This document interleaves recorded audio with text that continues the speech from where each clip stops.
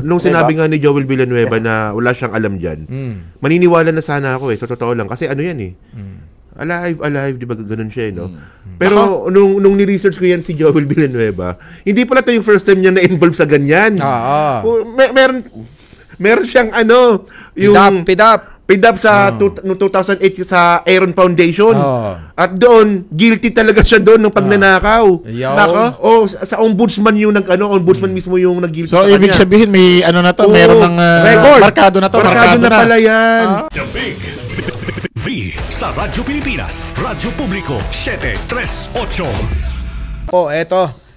Saan ba tayo natigil kanina? Flood control. Flood control, balikan natin kung sino ba itong mga involved dito, no? Ito meron na akong gustong sabihin dito, no? Kasi alam naman natin na merong Blue Ribbon Committee na ginawa itong si kagalang-galang na Marcoleta, no? Ang nakakapagtaka dito, no, itong si Joel Villanueva, wala naman nagtatanong sa kanya, no? Bigla niyang babanggitin na kaming mga senador, hindi kami sangkot dyan sa flood control scandal na yan. Tapos meron pang malupit. Di ba, Secretary Bonoan, di ba, minsan hindi ako nakipag-usap sa'yo. Di ba, ikaw rin, ganun. Obvious na Hindi kayo, ano ba masabi nyo doon, no? Hindi niya pwedeng hatulan na sasabihin niya hugas kamay. Na ang 24 senador, kahit isa, walang sangkot. Hindi mo pwedeng mangibabaw doon yung salita niya na bakit kilala niya ba lahat ng senador na kasama niya doon kung may kinalaman siya flood control issue o wala? At saka tama nga sinabi nga ni Coach wala naman nagtatanong sa kanya, bakit naghugas kami na kagad siya? Doon ako nagtataka. Kasi tandaan natin, di ba, yung insertion nga nung nakaraang taon, yung 9 billion, na kay Joel.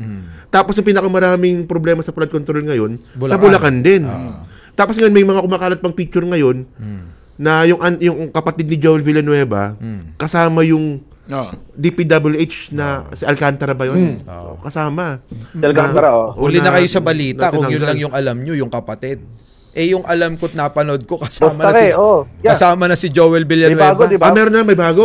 Ang sweet nila. Napaka-sweet ni Joel Villanueva. Wala nang kinalaman, wala. Kay Alcantara, yung district engineer. Ang sweet. Kagabi lang lumabas. Kagabi lang. Pinakilala ba naman, napaka-sweet talaga. Napaka-gwapo, Pero yung tanong ko sa inyo, yung nangyari bang Blue Ribbon Committee ni Marcoleta, paghahanap ba to ng katotohanan o baka nagiging platform lang to ng paghugas kami ng mga senador? Tingin nyo lang. Nagagamit tong hearing platform na to kung paano rin sila makaligtas. Kasi karamihan ng mga senador na nandun, ganun yung ginawa Una nga si Joel. Pangalawa si Bongo, na alam naman natin na kontratista din yung mga kamag-anak, pati rin siya. Pati may isa pa. Kaya nga Magbilyar. Kaya nga dapat hindi talaga sila ang nag-iimbestiga. Hindi talaga dapat, ang Congress hindi dapat sila mag-iimbestiga. Ang Senate hindi dapat talaga sila mag-iimbestiga. Dapat iba. Si PBBM na nga dapat. Ito nga yung parang tawag dito, hypocrisy o pagiging hipokrito ng hearing na ginagawa ni Senator Marcoleta. Imagine, si Joel Villanueva, sabi nga ni Boss Mike kanina, nakitaan na ng ebidensya na chami-chami siya doon sa contractor ng Bulacan, yung corrupt na contractor ng Bulacan.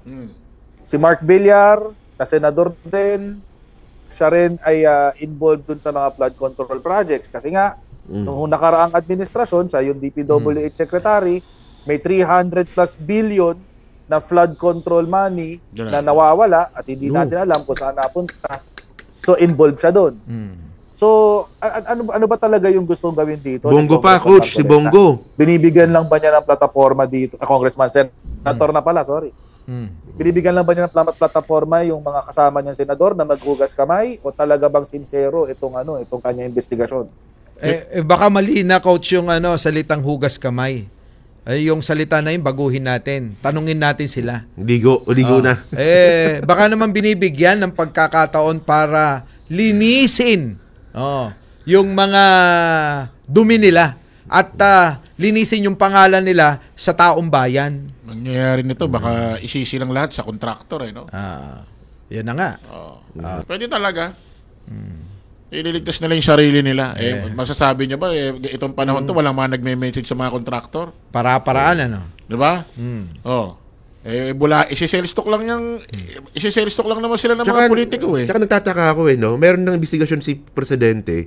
Ano pa yung iniimbestigahan ng senador? Kasi ang pwede lang naman nilang imbestigahan dito in aid of legislation. So gumagawa ba talaga sila ng batas? Teka, balikan natin yung si Joel Villanueva. Yun nga, no, may bago. Nga pala, sige. May video. May video pa pala. May video na talagang pinapakilala niya yung district engineer na si sabi niya wala siyang kinalaman doon. Ito na nga. Oo, di ba? Sino ba tong district engineer na to na controversial? May something talaga pag gano'n, Ayun na, yung district engineer na controversial. Alcantara, yun na nga. Naku, kaapelyido pa nung kaibigan ko. Yung kaapelyido pa nung kaibigan kong taga Bulacan, na Alcantara din yung apelyido. Yung ba yung pinakikita sa FB na medyo mataba na na parang kamukha ni Salvador yung dating sekretary ni Digong, kasama niya sa dahig. Panelo? Medaldea.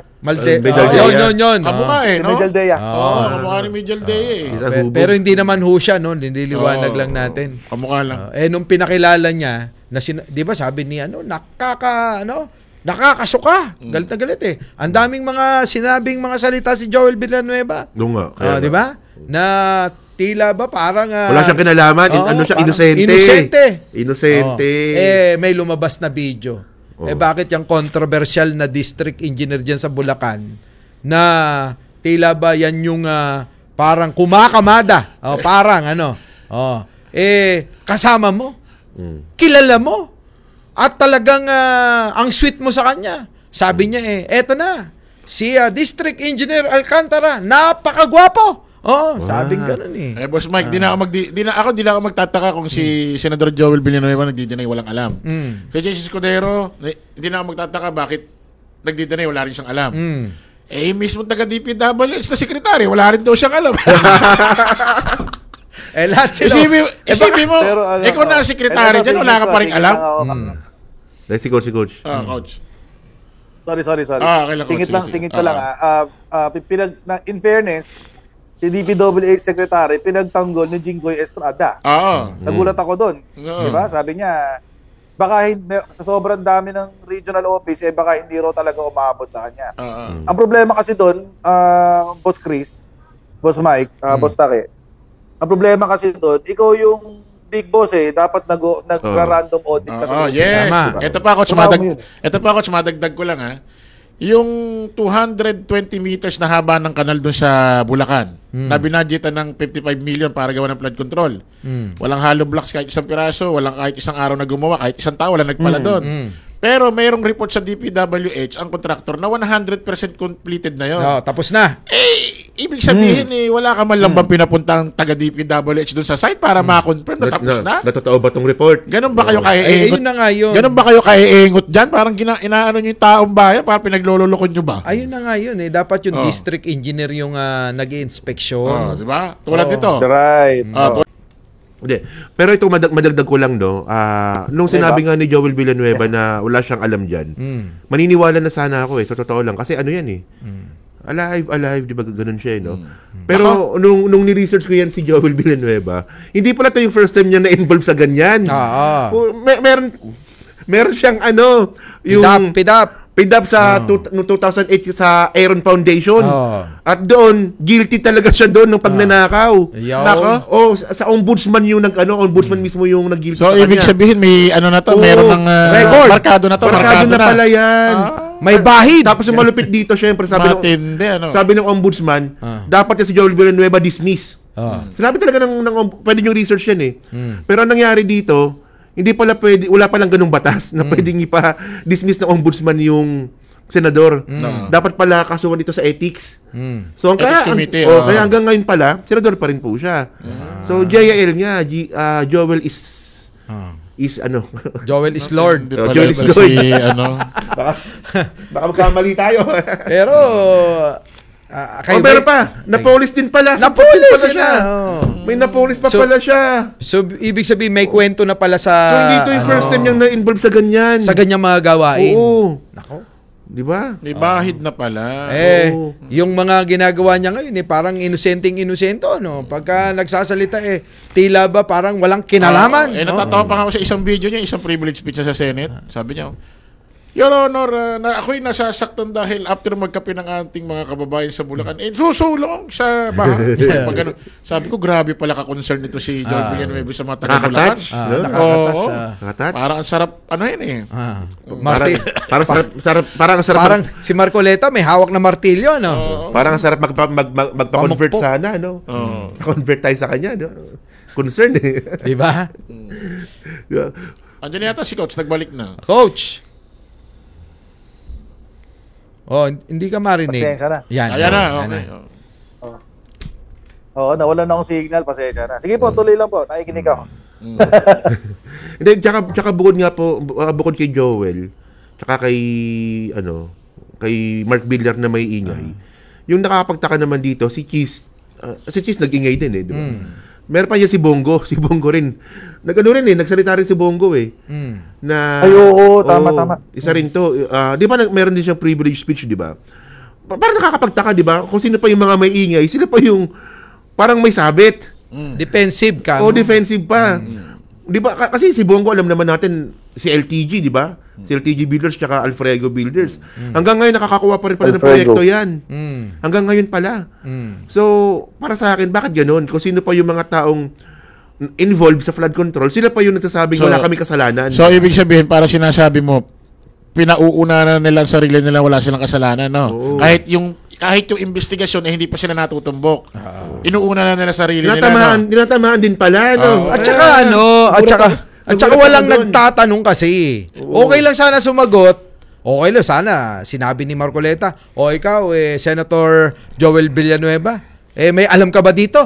Ayun, pwede niya sabihin yun Pero ang tanong dito kasi, Yun, pwede yun. Tama.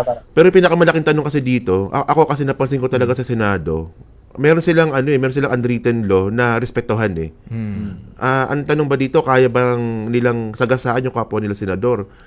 Kaya nga, papasok dito yung tanong nyo kanina kung ano mangyayari.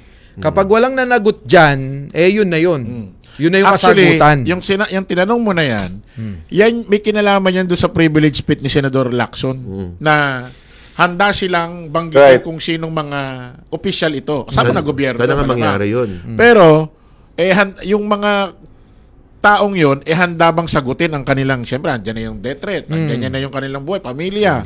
O baka naman ngayon lang mainit lang kasi ang issue, baka bandang huli magkaiwanan sila. Kasi ako nakikita ko talagang seryosong lumalaban dito sa usaping flood control budget na Ping Lacson 100% hindi kasama. Tito Sen, Ping Lacson. The rest hindi ko na wala na. Agree. Diba? Talakayang may kabuluhan, mga issue ng bayan, impormasyong dapat nating malaman. The Big V. Tropang hindi dinadaga, nanunupalpal ng kasinungalingan, nagsisiwalat ng katotohanan. Big V. The Big V. Kasama sina Mike Cervera, Takero Miyamoto, Mark Ramos, Sangkay Janjan, Coach Jarrett, Chris Ulo, at Jake Magnus. The Big V. Makakapal ang mukha, matitigas ang dibdib, galit sa mga magnanakaw sa kaban ng bayan. The Big V. Makipagkulitan, makipagbardagulan, makipagtalastasan. The Big V. Sa Radyo Pilipinas, Radyo Publiko, 738.